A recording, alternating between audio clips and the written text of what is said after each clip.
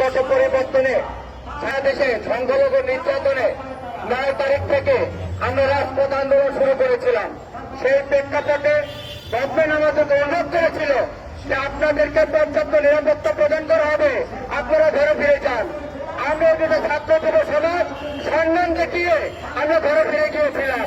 আমরা আত্মভাবিয়ে তাদেরকে 1 মাসের আলটিমেটাম দিয়েছিলাম যে আপনারা সুস্পষ্ট ব্যাখ্যা প্রদান করবেন। কিন্তু আমরা দেখলাম আমাদের সেই সুযোগের সদ্ব্যবহারে সুকুচক্র মহল আবার রাস্তায় নেমেছে সংখ্যালঘু সম্প্রদায়কে নির্যাতন করার জন্য। পরিপ্রেক্ষিতে আমরা দেখলাম বিগত 7 দিনে আবার নির্যাতন শুরু হয়েছে। ঠাকুরগাঁয়ে নির্যাতন হয়েছে, পঞ্চগড়ে নির্যাতন হয়েছে, খুলনা আমার ভাইকে পিটিয়ে হত্যা করা হয়েছে নাকি জীবিত আছে এখনো আমরা জানি না। চট্টগ্রামে বিভৎস হামলা হয়েছে, রাতের আধারে সাম্প্রদায়িক দাঙ্গা লাগানোর জন্য গণেশ প্রতিমার উপর হামলা হয়েছে। সেখানে শত শত হাজার হাজার সনাতনী সম্প্রদায় প্রতিবাদ করেছে, সেখানে নির্যাতন করা হয়েছে। আমাদের যুবক ভাইকে নির্যাতন করা হয়েছে। এই প্রেক্ষাপটে হিন্দু জাগরণ মঞ্চ ঘরে বসে থাকতে পারে না। আজকে তাৎক্ষণিকভাবে হিন্দু গণজাগরণ মঞ্চ বিক্ষোভের ডাক দিয়েছে। সেই বিক্ষোভের বিষয়ে আমরা আগামী কর্মসূচি গ্রহণ করতে যাচ্ছি।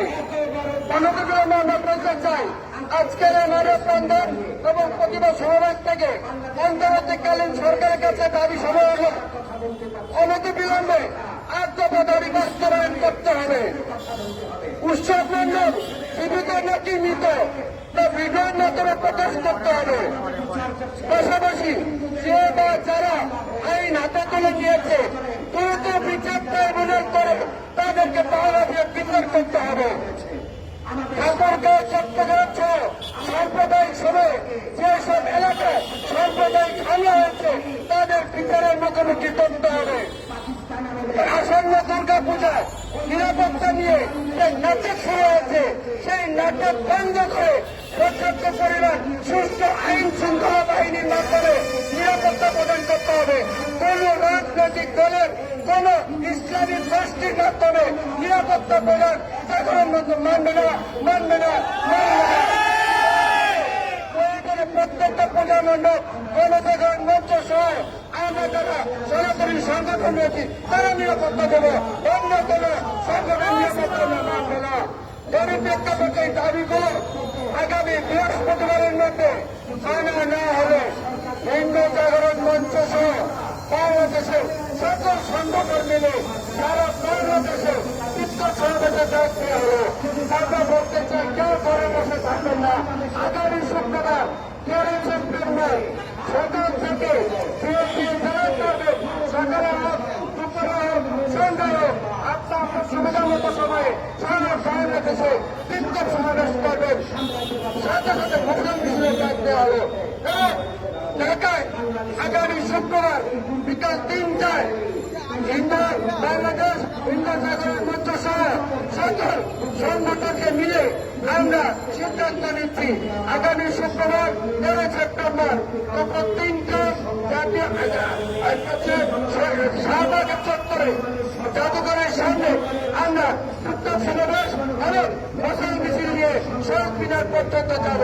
আমরা বিশ্বাস করি এই দেশের অন্তর্বর্তীকালীন সরকারের প্রধান এই দাবিগুলো মেনে নিয়ে 2 কোটি হিন্দু সম্প্রদায়কে দাবি মেনে নেবেন। অন্যথায় 2 কোটি হিন্দু সম্প্রদায় যদি রাস্তায় নেমে আসে তাহলে আরেকটি গণঅভ্যুত্থান হতে পারে।